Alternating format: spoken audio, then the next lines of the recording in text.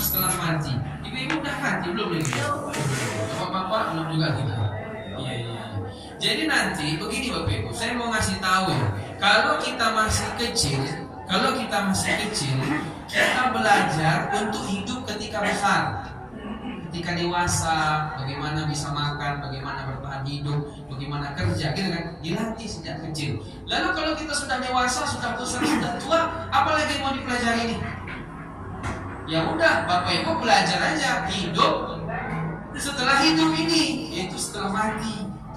Tapi banyak orang sudah tua dia tidak tahu, pokoknya duit, mati habis itu tidak tahu lagi dia. Ini orang bodoh ini sebenarnya. Dia mati, kawannya udah mati juga. Tapi gak cukup bagi dia itu menjadi pelajaran apa yang akan terjadi setelah mati. Ibu-ibu, kalau ibu masuk kubur, apa yang terjadi? Sudah kita kaji bulan lalu. Lupa nih mesti ini. Bapak apalagi? Bapak, ibu, saya, kita, ya kan? Kalau nanti masuk kubur, kalau diperhatikan dalam hadis-hadis Nabi, ada 4 hal yang akan kita lewati dalam hadis. Apa Bu yang pertama kemarin? Udah lupa nih. Aduh, ini belum siap masuk kubur nampaknya nih. Mana tahu cuma besok ada yang masuk kubur ini, ha? Bapak-bapak ya, kata Nabi apa? Oh, bacakan aja. Sebut aja lagi ya. Oh, berarti kayaknya udah siap ini ya. Jadi dalam hadis Nabi SAW, orang kalau dia meninggal masuk kubur ada 4 yang dirasakan Pak. Bapak ingat lagi ya. Kalau tak percaya buktikan nanti. Ini hadis ini jelas ya. Yang pertama zulmah ala ahliha kata Nabi. Kegelapan kubur. Ketika nanti bapak, ibu, saya masuk kubur ditanam kita. Maka ketika itu Bapak Ibu jemaah, yang pertama dirasakan oleh kita kegelapan. Dipasang pun nanti pakai lampu serongkeng nggak masuk ya. Karena udah beda alam, bukan alam dunia lagi. Mau dikasih terang lampu pun tetap aja gelap. Karena Bapak Ibu sudah masuk alam namanya alam barzakh. Bapak-bapak, ibu-ibu belum masuk alam barzakh lagi. Nah, kita ini kan ada 3 alam Pak yang paling tidak kita rasakan. Yang pertama alam dunia, kemudian setelah itu alam barzakh, setelah itu alam akhirat. Nah sekarang ini di mana nih? Di mana kita gini Pak? Alam dunia. Alam dunia nih namanya aja dunia. Dunia itu artinya sebentar. Dunia itu bahasa Arab, bahasa Indonesia. Hah? Kedua-duanya. Bahasa Indonesia juga, bahasa Arab juga. Cuman bahasa Indonesia ini kurang kosakata, sehingga diambillah bahasa Arab tuh 3000 kata. Yakin, syukur, sabar, ikhlas. Bahasa Arab semua itu. Jadi Bapak Ibu, salah satunya dunia itu bahasa Arab. Ad-dunya dan niyatni artinya rendah atau sebentar atau hingga. Dunia itu sebentar Pak. Bapak nih dulu masih glowing, sekarang udah tua-tua nih. Ibu juga ya, dulu glowing gitu kan. Masa-masa SMP gitu kan. Sekarang udah tua-tuanya semua. Bentar lagi gol ini ya kan.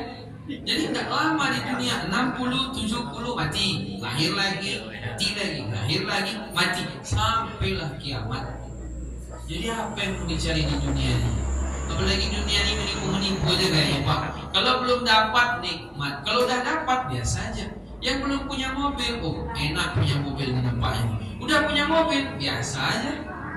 Belum punya rumah, nikmat. Udah punya rumah, biasa aja. Biasa. Belum PNS, pengen jadi PNS. Udah jadi PNS, sampai pensiun, biasa aja. Ya kan? Udah, ya Bu. Malah kidape yang lama Pak. Bapak dulu sebelum nikah malah kidape, mesti berang-berang ya Bu ya. Nah itu, jadi dunia nih kalau terlalu diseriusi, kecewa yang ada. Makanya kata Ali bin Abi Thalib, kekecewaan paling besar itu ketika kita bergantung kepada manusia, percaya dengan manusia. Tapi ketika kita bergantung kepada Allah, apa yang Allah ajarkan, apa yang Allah perintahkan dilakukan, disuruh tinggalkan ditinggalkan, maka disitu kebahagiaan akan datang. Jadi yang pertama, setelah nanti Bapak Ibu masuk kubur, kegelapan yang pertama. Lalu yang kedua, dohtoh namanya Pak. Dohtoh ini himpitan kubur. Setelah nanti Bapak kami kubur, misalnya nih, Setelah nanti ibu kami kubur, ya, kayak panjang aja pembayangan ini ya kan. Nah itu nanti bapak ibu merasakan himpitan kubur. Rasa-rasakanlah sekarang kok, biar nanti kalau terjadi nggak grogi kayak lagi kan. Jadi apalagi bapak ibu yang umurnya 60-an ya, saya saran-sarankan ya kalau bisa kurang-kurangi apalagi lah dunia ini kurangi lagi. Betul-betul bertakwa kepada Allah ya. Yang kedua doh kegelapan kubur, himpitan kubur. Yang ketiga fitnah kubur, pertanyaan malaikat mungkar dan nakir.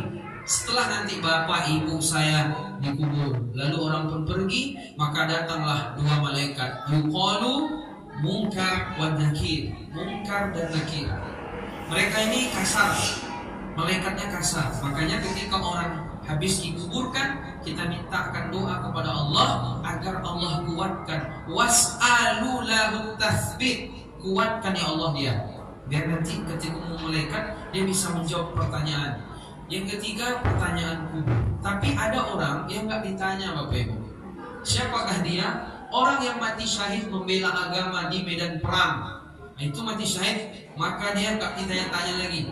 Ketika ditanya ke Rasulullah, kenapa orang mati syahid tidak ditanya lagi? Karena fitnah itu kan artinya ujian.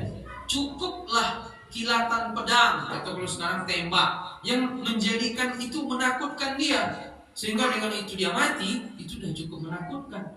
Maka bapak ibu yang dimuliakan Allah Subhanahu Wa Taala, orang mati syahid membela agama, maka mereka tidak ditanya lagi di kubur. Kemudian diantaranya kata Nabi, ma min muslim yamutu yaumal jum'ah aw lailatal jum'ah illa waqahallahu min fitnatil qabri. Rawahu Muslim. Tidaklah seorang muslim, bapak-bapak, ibu-ibu, yang mana meninggalnya hari Jumat atau malam Jumat, maka Allah akan selamatkan dia dari fitnah kubur.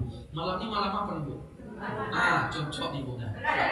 Bapak enggak, yang rasa-rasanya udah pusing nggak? Yang kosong-kosong kalah kemarin, nanti cocok malam ini. Jadi meninggal hari Jumat, meninggal malam Jumat, maka orang ini ciri-ciri husnul khotimah. Jadi ibu rencana hari apa rencananya? Terserah aja lah ya. Diminta hari Jumat dimintakan hari Jumat. Besok digilirannya bu, Jumat besok siapa, Jumat depan siapa, kan enak deh ya. Jadi nggak serentak dia, payah nanti kita ngumpulnya. Jadi ciri-ciri husnul khatimah bapak ibu, meninggalnya malam Jumat atau hari Jumat. Jadi kalau bapak ibu melihat ada orang meninggal di hari Jumat, ini berarti insya Allah ini orang selamat dari fitnah kubur. Berarti ini orang bagus. Tapi jangan pula dibilang mentang-mentang meninggal hari Selasa berarti kena azab nih orang ini. Enggak pula begitu.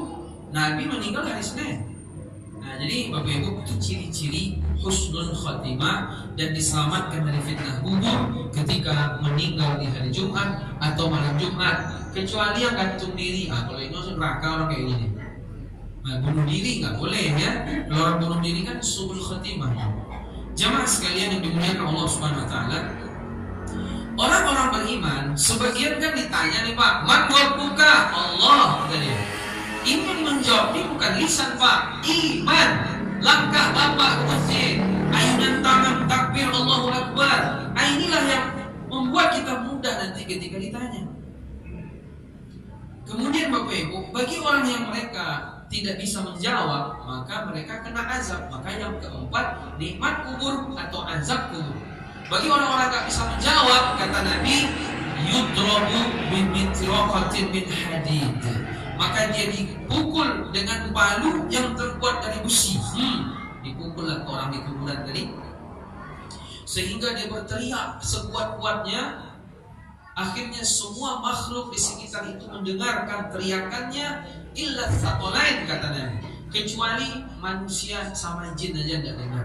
Ibu-ibu pernah mendengar orang kena azab di kuburan? Berarti bukan manusia nih, ya kan? Yang mendengarkan itu hewan. Kalau manusia tidak dengar dia, jin juga tidak dengar. Karena kalau manusia Allah buat dia mendengar, mesti seketika dia beriman taat kepada Allah. Makanya itu tidak ada ujian di situ. Sementara kan ada ujiannya kita ini bapak ibu ya. Nah, maka bapak ibu yang dimuliakan, ada perbedaan ya. Kalau di dunia itu yang lebih dominan jasad kita, Bu. Kalau dicubit, jasad yang sakit, ruh tidak sakit, sedikit paling terasa. Tapi kalau di kuburan itu yang lebih dominan ruh daripada jasad. Maka kadang ada orang kuburan orang Kristen, Hindu, Buddha, ketika kita gali, wah,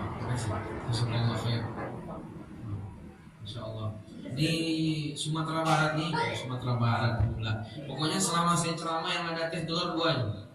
Satu Masjid Taqwa Sungai Buloh, satu lagi musola Balai Banyak Tigo Balai. Adapun itu ingat kita teh. Alhamdulillah. Kalau yang lain air putihnya semakin air.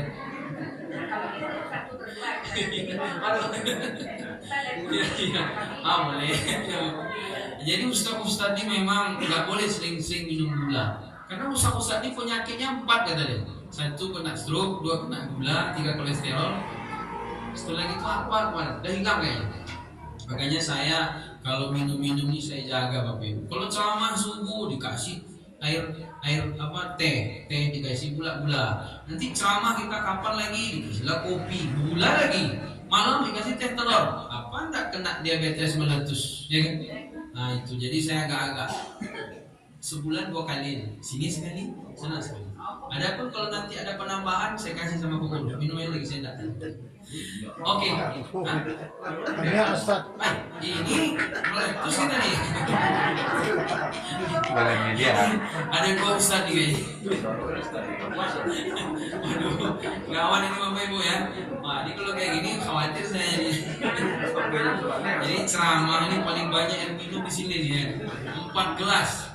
Nah, jadi Bapak Ibu mudah-mudahan besok ini tak kena hisab ini. Tapi kena hisab ini ya. Ini kena hisab ini ya. Banyak begini nih tanya sama Allah besok. Kamu minum semua ya kemarin? Enggak. Oke. Bapak Ibu, waktu udah banyak saya lanjutkan ya. Jadi bagi orang-orang yang mereka tidak bisa menjawab, maka mereka dihukum dipukul dengan palu yang terbuat bibit rokotin min hadidin. Lalu berteriaklah dia sekuat-kuatnya. Semua makhluk mendengar kecuali jin dan manusia. Tidak dengar. Jadi ibu, bapak-bapak kalau ada yang mengaku-ngaku, tadi saya mendengar orang berteriak di kuburan, berarti jadi ayam dari dia. Dan manusia itu, karena manusia dibuat pekat telinga, tidak bisa dengar.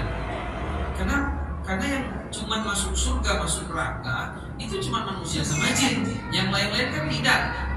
Ayam, kucing itu semua besok dari kiamat mereka dijadikan tanah. Tidak ada yang masuk surga, tidak ada yang masuk neraka. Cuma mereka tetap dibangkitkan. Setelah nanti di padang mahsyar, binatang-binatang dikumpulkan juga. Bukan sampai di dunia saja mereka, tapi di hari kiamat mereka dibangkitkan juga. Tapi binatang-binatang mereka semuanya jadi turoba, tanah. Mereka tidak sempat neraka, surga ada. Cuma manusia jin saja. Kenapa demikian? Karena kita dikasih akal Bapak Ibu. Dikasih akal kita. Tapi Ustaz, kalau ada orang gila sejak lahir, idiot gimana? Itu gimana status itu besok? Gimana Bapak Ibu? Orang-orang yang pikun, orang-orang yang sejak lahir dia idiot, ya, idiot itu gimana statusnya besok? Dalam hadis disebutkan orang-orang idiot sejak kecil, ya, itu besok mereka di hari kiamat sampai dia dewasa, sampai tua masih idiot ya kan? Kecuali dia meninggal sebelum balik. Kalau anak kecil meninggal sebelum balik masuk surga semua tuh. Dan dia memang tidak kita mintakan ampun. Makanya Bapak Ibu kalau sholat jenazah sama anak umur 3 tahun, 5 tahun, kalau takbir ketiga Ibu baca Allah maghfir lahu juga ya? Iya Pak, Bapak baca Allah maghfir lahu juga? Enggak, salah. Allah maghfir lahu, ampunkan dia. Dia gak ada salah, ibu yang banyak salah mungkin. Ayah ibunya yang banyak salah. Kalau ayah ibunya meninggal, Allah maghfir lahu. Tapi kalau anak kecil meninggal, gak pakai Allah maghfir lahu lah. Dia gantinya Bapak Ibu. Kenapa gak pakai Allah maghfir lahu? Karena dia memberi syafaat, bukan minta syafaat. Kalau kita kan minta syafaat nih karena dosa-dosa kita. Apa gantinya? Allahumma ja'alhu lana salafan wa faratan wa zukhran wa ajran. Itu doanya. Doa khusus menyalati anak bayi atau anak yang sebelum balik wafat. Nah, ibu-ibu berarti belum hafal. Tapi kalau Allah maghfir lahu hafal. Berarti banyak yang mati udah tua-tua semuanya. Yang anak kecil jarang meninggal, memang nggak banyak ya. Nah, jadi Bapak Ibu jemaah, adapun orang-orang yang sejak kecil dia idiot sampai dia tua, kan tak ada akal itu. Surga neraka ya. Dalam hadis saya baca dalam kitab Ibnu Katsir, tafsir Ibnu Katsir, tafsir Quranul Azim, ada hadis di situ Bu, menjelaskan ayat surat Al-Isra surat 17 ayat 15. Bunyinya, wa ma kunna mu'adzibina hatta nab'atsa rasula. Kami tidak akan mengazab suatu kaum sampai datang rasul kepada mereka. Kami enggak paham, kami gila waktu kecil dulu. Maksudnya enggak ada akalnya. Jadi sama Allah besok begini, langsung Allah jadi rasul bagi dia. Jadi begini, Allah bilang sama dia, kamu masuk neraka. Kalau saking taatnya sama Allah, dia mau masuk neraka, justru dia masuk surga. Kalau Allah bilang, kamu masuk neraka, tidak mau, lawan dia. Oh, berarti masuk neraka beneran dia. Itu nanti bagi orang-orang yang mereka sejak kecil diuji sama Allah di hari kiamat. Kalau dia taat sama Allah, disuruh masuk neraka, walau masuk neraka, cuma diuji aja, masuk surga dia. Tapi kalau ternyata ini masuk neraka dia. Allahu a'lam bishawab. Ini diantara pendapat yang kita dapat dari para ulama, bahwa orang-orang yang pikun, orang-orang yang idiot sejak kecil sampai tua dewasa matinya, kemudian orang-orang yang berada di pedalaman yang mereka tidak pernah mendengar azan, tidak pernah mendengar kalimat Allah. Kan di Papua masih ada tuh. Ini gimana status mereka? Mereka nggak ada sholat, tapi mereka nggak pernah dapat dakwah. Bagaimana? Nah, besok digitukan tuh mereka. Wallahu a'lam bishawab. Jadi jemaah sekalian, akhirnya kita dikubur. 4 hal yang kita rasakan nanti. Yang pertama, kegelapan. Yang kedua, himpitan. Yang ketiga, pertanyaan. Yang keempat, nikmat atau azab. Akhirnya sekian lama di kuburan. Tapi kalau di kuburan itu nanti tidak lama. Jadi Allah buat rasa kita itu sebentar, Bapak Ibu. Meskipun sejuta tahun lagi kiamat misalnya, maka bagi orang yang sudah masuk kubur, yang mereka beriman gitu, taat husnul khatimah, diluaskan kuburannya sejauh mata memandang, dihamparkan kepada dia permadani dari surga dalam hadis, kemudian dikasih dia aroma dari surga ke kuburannya, kemudian dia bisa berjumpa dengan keluarga-keluarga yang sama-sama beriman. Jadi Bapak Ibu jangan terlalu sedih. Saya kemarin di Sawalunto ceramah sekali sebulan, 2 hari. Itu ada ibu-ibu datang ke saya, anaknya baru meninggal 5 bulan, tapi dia tidak terima karena lagi dekat-dekatnya Ustaz, umur 5 tahun masuk 6 tahun mau SD. Sudah dibelikan rumah baju sekolahnya, dibelikan ini semuanya. Dan anaknya 3, 2 laki-laki, yang ketiga perempuan, lagi sayang-sayangnya gitu. Meninggal. Dan ketika itu kuburannya di samping rumah. Aduh, ini pula masalah. Jangan sampai rumah, paling begini-begini. Akhirnya malam pergi dia ke kuburan. Ibu bisa bayangkan kesedihan ibu ini kan. Jadi ini rumahnya, sini ya, itu kuburan. Dia selama ini membayangkan anaknya malam dipeluknya untuk tidur dingin. Sekarang di kuburan, itu sedih sekali ya. Sampai mau bunuh diri suami istri. Saya kasih tausiah sedikit. Kata istrinya kepada suaminya, kita susul aja yuk, kita bunuh diri aja. Apa yang ibu susul? Saya bilang, ke neraka ibu nanti. Saya bilang, gue pikir hidup di alam barzah itu sama kayak alam di dunia nih. Ibu sudah putus amalnya kalau udah meninggal.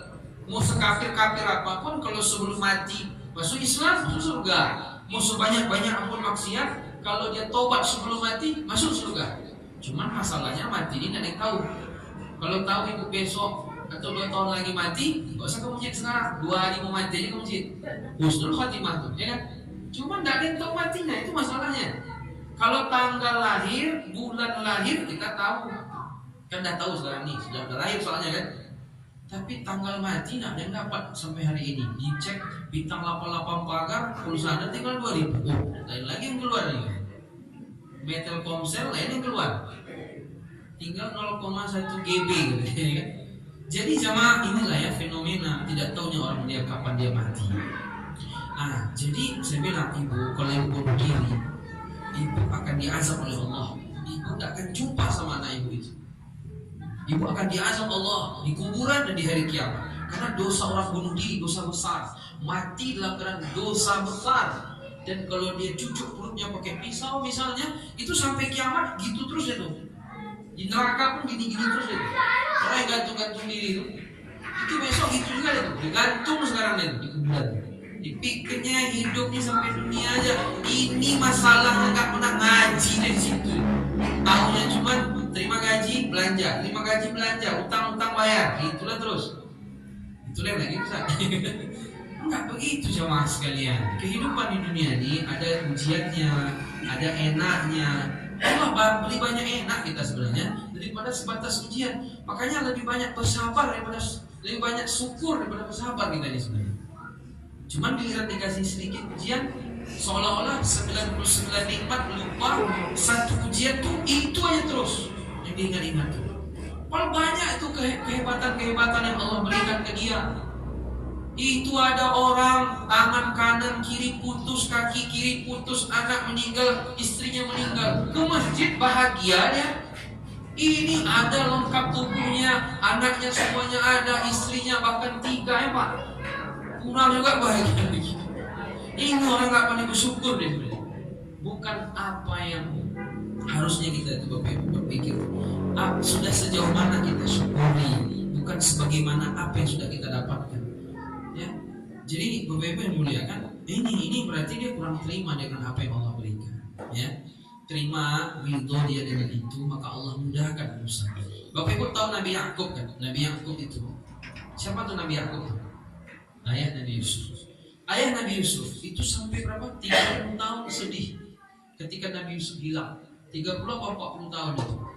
Ya kan? Anaknya kan Bani Israel namanya. Nama lain dari Nabi Yakub itu Israel. Anaknya Bani Israel yang 12 orang. Nah, itu Nabi Yakub, kenapa dia sedih terus sampai matanya buta gitu kan? Sampai dia sakit-sakitan. Akhirnya yang adiknya Yusuf diambil lagi, Benyamin namanya. Itu ternyata karena dia belum ridho dengan Yusuf lagi. Tapi ketika dia diingatkan malaikat Jibril, ridholah dengan apa yang Allah tetapkan kepada Yakub. Ridho dia Bapak Ibu, terima dia. Nah, sejak itu ketemu Nabi Yusuf. Kalau ridho dari dulu mungkin cepat ketemu Nabi Yusuf. Kita nih kenapa masalah kita tidak selesai? Karena kita nih gak terima dengan takdir yang Allah sudah tetapkan. Kalau cepat terima langsung diganti. Tapi karena gak terima-terima juga, makanya gak diganti-ganti. Sedihlah terus. Ibu, terima gak Ibu dengan hari ini takdir Ibu? Terima. Bapak terima ya. Jangan bilang gak terima, gak bahagia. Yang membuat gak bahagia kita karena melawan takdir. Makanya iman kepada takdir itu kan baik dan buruk. Apa hikmah takdir baik, takdir buruk? Kalau dia baik, kita tidak sombong karena itu pemberian Allah. Kalau dia buruk, kita tidak terlampau sedih karena itu juga pilihan Allah. Jadi kalau bisa, kita tuh begini. Sebagaimana Allah katakan dalam Quran, wa 'asa an takrahu syai'an wa huwa khairul lakum, wa 'asa an tuhibbu syai'an wa huwa syarrul lakum, wallahu ya'lamu wa antum la ta'lamun. Bisa jadi apa yang kau benci baik bagimu, bisa jadi apa yang kau suka buruk bagimu. Allah tahu, kamu tidak tahu. Jadi kesimpulannya bagaimana Ustaz? Semua apapun pokoknya mantap gitu aja. Sakit mantap, sehat mantap, itu kan semua. Alhamdulillah, ya kan?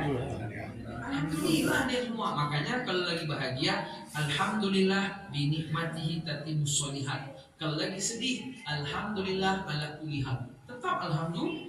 Cuman di Indonesia ini aja alhamdulillah yang baik-baik, yang enggak baik-baik alhamdulillah. Giliran sakit, alhamdulillah. Mengajar awak sakit senang dia. Bukan, alhamdulillah juga Nabi perintah. Tapi alhamdulillah ala kulli hal. Kalau sakit, kalau senang alhamdulillah binikmati tatimmus sholihat. Tapi sama-sama alhamdulillah di awal. Nah, akhirnya lanjut kita cerita lagi ya. Akhirnya Bapak Ibu, hari kiamat pun terjadi. Dengan 2 tiupan Pak, mukadimah kiamat. Wa nufikha fis-sur fa sa'iqa man fis samawati wal ard illa man sya'allah tsumma nufikha fihi ukhra fa idahum qiyamun yanzurun.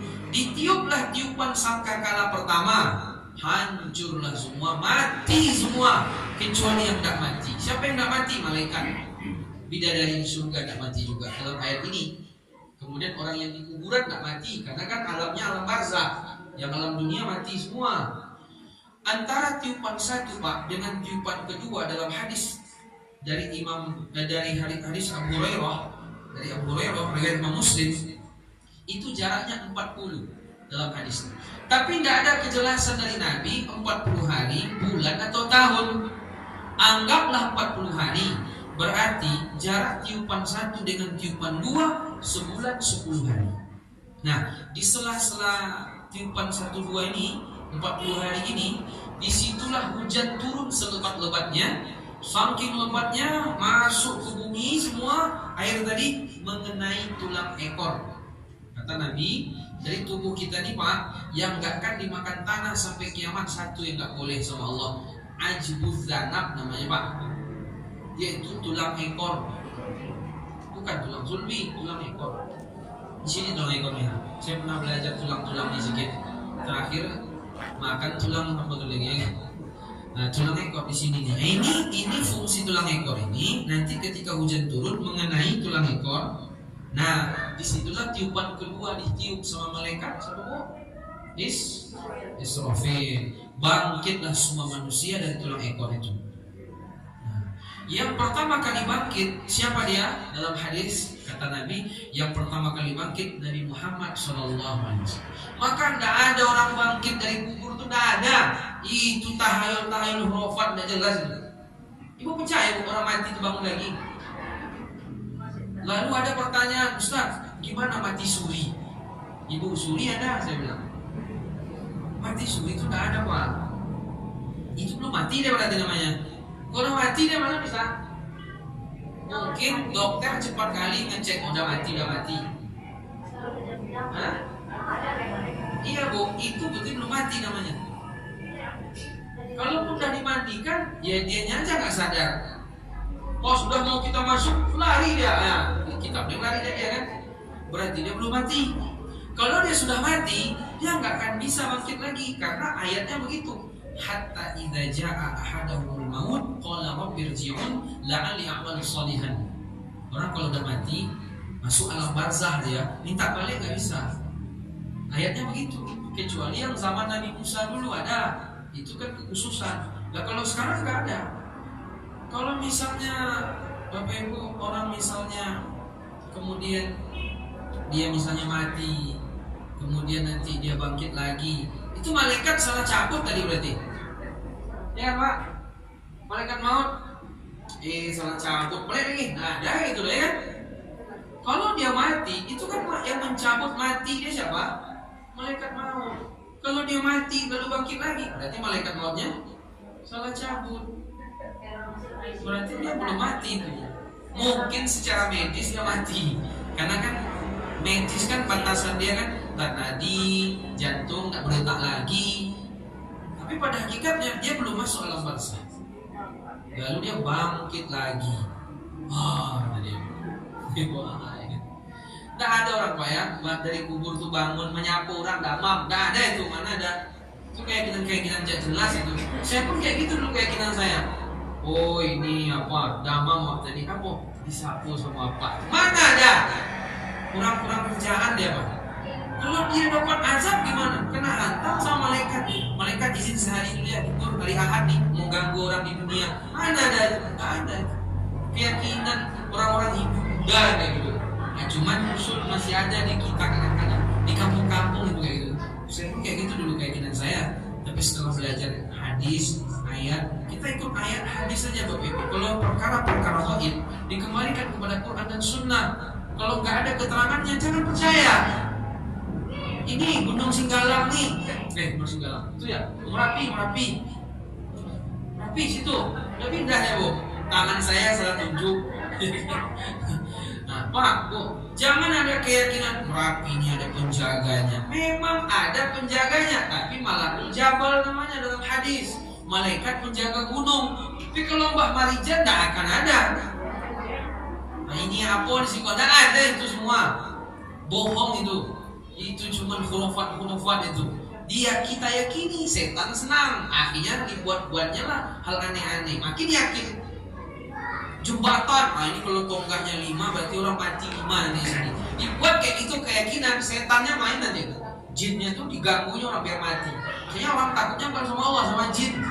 Ah, boleh kayak gitu. Syirik tuh Pak. Ini pentingnya belajar agama nih, biar keyakinan kita lurus. Jangan takut-takut lagi Bapak Ibu kayak gitu. Cuman kalau gangguan jin memang ada. Makanya kita baca doa. Apa doanya kemarin Bu?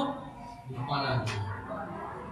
Doanya apa? Kata Nabi, siapa yang mendatangi satu tempat, angker, yang ngeri, apa segala macam, ada jin mengganggu di situ. Dibacanya a'udzu bikalimatillahi tammati min syarri ma khalaq lam yadurruhu syai' hatta yartahila min manzihi zalim.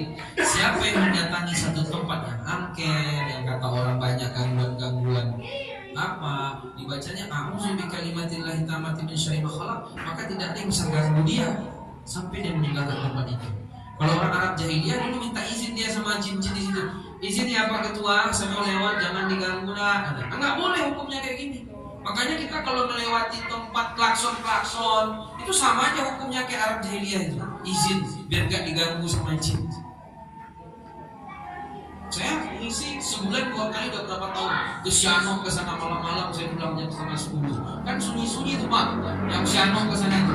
Kata jamaah saya awal-awal besar, nanti kalau usah di situ klakson, ngapain klakson orang nggak ada. Nanti diganggunya usah, nggak ada, saya ganggu balik nanti dia.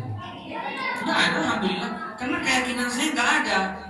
Kemudian saya baca doa, kalau takut-takut dikit tuh ada juga ya Pak. Karena jin itu masih bisa dirasakan. Kalau malaikat tidak. Kan malaikat gaib, jin juga gaib. Tapi kegaiban malaikat Pak, kalau dikaji lebih gaib malaikat karena nggak terasa. Tapi kalau jin masih bisa dirasakan. Kemudian jin itu Pak, dia mengganggu bagian kepala. Kalau Bapak Ibu belajar ruqyah ya, ruqyah. Tahu ruqyah mana? Tahu ya? Nah, ruqyah itu, jin itu yang pertama diganggunya bagian kepala. Kayak kadang-kadang ini karena ini. Kayak kalau orang kesurupan, yang pertama dikuasai jin apa? Akalnya, biar dia bisa instruksi. Sana sini gitu. Jin kan gitu dia. Ada juga jin tuh dia belum merusak akal. Dia baru di tangan aja. Tangannya yang sakit lemas. Nah, minta ruqyah biar pergi jinnya. Tapi kalau udah sampai ke kepala dia, nah itu kontrol ngomongnya semua jin. Ibu pernah kesurupan? Mau kesurupan? Apa? Kalau apa enggak? Takut jin udah. Enggak ada. Kalau jin itu masuknya itu ya, biasanya anak-anak muda. Kalau ibu-ibu ini takut sama ibu. Jangan-jangan ibu jin enggak? Enggak, kalau pengalaman kita yang tua-tua ini enggak ada lagi kesurupan. Ya sudah. Karena ibu udah banyak ibadah soalnya. Kalau anak-anak gadis, SMA, SMP itu lawan kesurupan. Yang anak laki-laki pun jarang kesurupan. Yang banyak kesurupan itu perempuan. Pengalaman kita. Karena perempuan itu perasaannya tinggi Pak. Terlampau bahagia tidak boleh, terlampau sedih tidak boleh. Perasaan tinggi ada perempuan. Pengalaman kita ada kesurupan kayak gitu. Tapi kayak anak laki-laki ada tapi jarang. Kemudian udah tua-tua pun jarang kesurupan. Karena udah soleh ya kan, udah menguji ya Pak ya. Jadi Bapak Ibu jamaah, akhirnya kita semua nih dikumpulkan di padang mahsyar. Yang pertama dibangkitkan Nabi Muhammad SAW. Kemudian padang mahsyar itu di mana Pak? Padang mahsyar. Di mana padang mahsyar itu? Di planet Pluto. Mana ada itu? Sekarang aja. Enggak ada bisa jawab sendiri. Di mana padang mahsyar itu Pak? Ada yang tahu enggak? Padang panjang. Padang mahsyar itu kan tempat dikumpulkan orang semua dari manusia pertama sampai manusia terakhir. Di mana padang mahsyar itu? Di bumi, betul. Di bumi sekarang. Karena ayatnya dalam surat Ibrahim, surat 14 ayat 48 Pak. Yauma tubaddalul ardu bighayri ardi was samawat. Hari di mana Allah ganti bumi dengan bumi baru. Bumi diganti bumi baru. Maksud bumi baru ini apa? Ini yang jadi problemnya.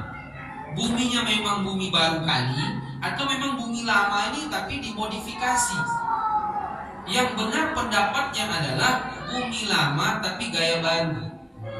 Barang seket masih, cuma nanti didaur ulang. Kenapa demikian pendapat terkuat? Karena banyak ayat yang menjelaskan begini. Wa idzal ardu muddat, ketika bumi didatarkan. Berarti kan memang bumi lama nih. Kalau bumi sekarang kan tidak datar. Apalagi tanah datar, nggak ada datar sama sekali. tanah datar itu kan luha tanah datar. Setahu saya tidak paham kali, cuma saya baca aja. Luha artinya kurang ya Pak, kurang datar gitu. Makanya nggak ada datar, nggak salah juga. Luhanya hilang, tinggal kabupaten tanah memang nggak datar. Begitu kamu sangka sawah apa semua. Luha agam, apa luha agam berarti? Kurang agama ya kita kayak gitu. Luha 50 kota berarti kurang 50, itu kurang 50 dia. Kan pindah dari tanah datar ke sana, katanya kurang 50, makanya luha 50. Itu saya baca, saya tidak. Itu Bapak Ibu lebih paham pada saya. Kalau saya tidak begitu Pak, saya baca, saya sekelas saja. Bisa benar bisa salah. Nah, jadi Allah juga mengatakan dalam ayat lain Pak, yauma idzin tuhaddisu akhbaroha. Waktu itu bumi mengabarkan beritanya, mengabarkan berita. Bapak Ibu duduk pengajian ini jadi saksi besok, kan saksi kebaikan Bapak Ibu. Kalau maksiat pun nanti jadi saksi, karena nanti kita belajar 6 kaidah hari perhitungan, 6 kaidah hisab. Itu masih lama pembahasan kita nanti ya. Saya ini kan masih apa nih? Masih lanjut kita nih, kuburan, habis itu kemana lagi kan? Sampai masuk surga nanti. Kita bahas surga nanti Pak. Nah, surga itu lama lagi itu Pak. 3 tahun lagi nampaknya tuh pembahasan surga. Bapak keburu meninggal pula, ayo udah apa-apa. Jadi jamaah sekalian, di padang mahsyar ya Allah katakan pada hari di mana bumi mengabarkan beritanya. Jadi ada saksi. Saksi itu ada 6. Allah, Rasul, malaikat, umat Nabi Muhammad bagi umat sebelumnya, kemudian bumi, tangan, kaki, kulit. Ada 6 tuh nanti saksi. Detail saksinya. Kalau sekarang kan saksi itu 1 orang cuma 2 orang. Ya, kalau saksi di dunia nggak adil, nggak cukup saksinya tuh. Kalau sama Allah saksinya cukup. Mata jadi saksi, telinga semuanya jadi saksi. Mulut ngomong, kita nggak boleh. Dia ngomong sendiri mulutnya. Akhirnya kulit juga ngomong. Akhirnya kita bertanya, kenapa kamu ngomong? Kami yang dibuat ngomong Allah. Kita tangan nih ngomong maksudnya. Tangan saya nih ngomong. Bapak Ibu duduk nih ngomong nih besok untuk jadi saksi Bapak Ibu lagi pengajian. Jadi kalau misalnya bumi memberitakan kabar, bumi baru mana ada kayak gitu? Belum ada peristiwa kan? Tentu bumi lama, maka bumi lama, tapi didatarkan. Kemudian Bapak Ibu udah bunyi azannya udah masuk ya. Kemudian setelah Nabi dibangkitkan, lalu dilanjutkan dengan Nabi Musa, kemudian kita semua bangkit. Kemudian dengan 3 keadaan Pak kita, huffatan, muratan, hurlan. Tidak pakai alas kaki, tidak pakai pakaian, dan belum disunat, kata Nabi SAW. Keadaan di pada masa awal kali kita dibangkitkan. Kata Ibunda Aisyah, ya Rasulullah, nanti tidak malu kita tuh tidak ada baju. Kalau pikiran kita, kok ada baju second pun jadilah, masa tidak pakai baju gitu kan? Tidak Pak. Bagaimana Bapak lahir ke dunia, begitulah nanti Bapak dibangkitkan di padang mahsyar. Meskipun setelah itu tidak ada baju juga. Jadi kata Nabi, orang gak ada malu-malu lagi waktu itu, karena ketakutan yang luar biasa. Jangankan kita yang awam, nabi-nabi aja takut besok, apalagi kita yang gak nabi. Adapun nabi palsu, apalagi, ya kan? Palsu pula, bohong kan? Jadi Bapak Ibu jemaah, kata para ulama, cobalah ya bayangkan Bapak Ibu, kalau gempa saja di dunia baru ya terjadi gempa. Ada orang waktu gempa, sebelum gempa dia masuk kamar mandi bawa anduk. Terjadi gempa cuma 6 skala Richter misalnya. Itu keluar dari kamar mandi anduk tinggal tuh dia kan. Saking takutnya, nggak ingat lagi anduk itu. Gimana? Apalagi pada mahsyar. Nah ini gambaran dunia Bapak Ibu. Nah jadi Bapak Ibu nanti ketika kita dibangkitkan ada 4 yang kita lewati, yang kita rasakan. Pertama yaitu kebingungan, kemudian arah suara, kemudian dikasih pakaian, kemudian matahari didekatkan di kepala 1 mil, 1,5 kilo. Sekarang matahari 150 juta kilometer kata orang-orang itu ya, tanda. Nah gimana pula cara mengukurnya ya? Pokoknya kita iyakan aja lah Bu ya. 150 juta kilometer. Itu panasnya luar biasa, apalagi 1,5 kilo. Nah ini luar biasa lagi tentunya kan. Kemudian nanti kondisi orang di padang mahsyar ada 3. 1 grup orang kafir, 2 grup ahli-ahli maksiat, yang ketiga grup orang-orang beriman. Bagaimana orang kafir, bagaimana ahli maksiat, bagaimana orang beriman, insya Allah kita kaji di bulan depan. Bapak Ibu jangan tinggal dulu ya, Bapak juga ya, kita kaji kali ini. Habis ini ya sama keluarga saya juga. Ayo Bu. Oh boleh, muadzan boleh, singkat padat.